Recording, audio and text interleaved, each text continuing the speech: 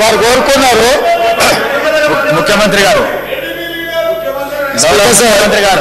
గౌరవ ముఖ్యమంత్రి గారు స్పీకర్ సార్, తెలంగాణ సమాజానికి నీళ్ళు అనేవి ప్రాణప్రదాయిని. ముఖ్యంగా దక్షిణ తెలంగాణ మహబూబ్ నగర్, రంగారెడ్డి, నల్గొండ, ఖమ్మం జిల్లా వరకు కృష్ణానది జలాల మీదనే ఆధారపడి జీవితాలు కొనసాగిస్తున్నాము. మహబూబ్ నగర్ జిల్లా 10 లక్షల మందికి పైగా వలసలు పోయి తట్ట పని, పార పని, మట్టి పని, బొగ్గుబాయి, ముంబై లాంటి వలసలు పోవడానికి కారణము 2009లో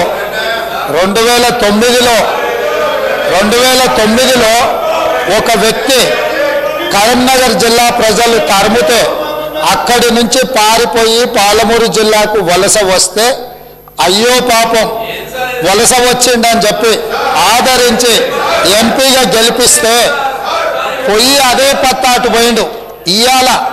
ఇవాళ అలాంటి జిల్లాకు సంబంధించి కృష్ణానది జలాల మీద చర్చ జరుగుతున్నప్పుడు ఆ మహానుభావుడు ఇక్కడికి రాకుండా ఫామ్ హౌస్లో దాచుకొని ఈరోజు తెలంగాణ సమాజాన్ని అవమానిస్తున్నాడు. ఇంతకంటే కీలకమైన అంశం ఈ తెలంగాణ సమాజంలో ఏమైనా ఉందా అధ్యక్ష? మీరు చెప్పండి. మీరు కూడా వికారాబాద్ జిల్లా కరువు ప్రాంతం నుంచి వచ్చిండ్రు కదా.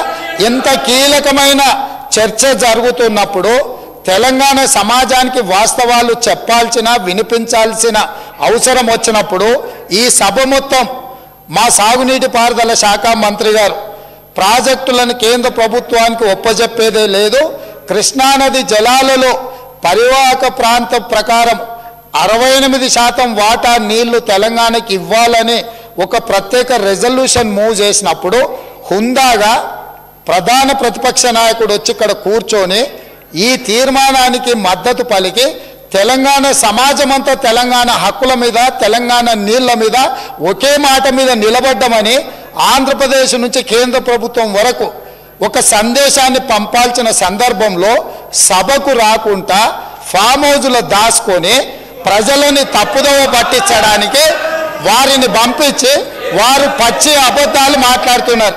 ఏది ఏమైనా మొన్న నేను చూసినప్పుడు ఆ కుర్చీ ఖాళీగా ఉండి ఈరోజు ఆ కుర్చీలో పెద్దలు పద్మరావు గారు కూర్చున్నారు. వారికి ఆ బాధ్యత ఇస్తానన్న వారన్నా నెరవేరుస్తారు. దయచేసి ప్రతిపక్ష నాయకుడిగా పద్మారావు గారు నిజమైన తెలంగాణ ఉద్యమకారుడు, తెలంగాణ కోసం కొట్లాడేటోడు. వారిలాంటి వాళ్ళని పెడితే తెలంగాణ సమాజానికి మేలవుతుంది.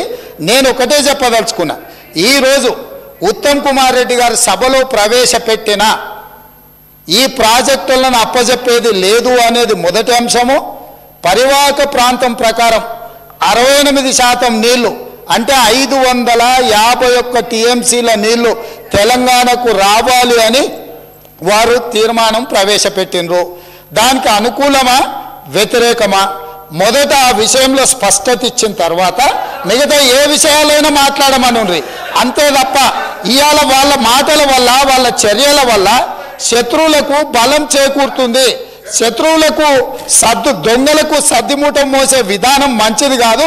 ఇప్పటికైనా దొంగ బుద్ధి మార్చుకొని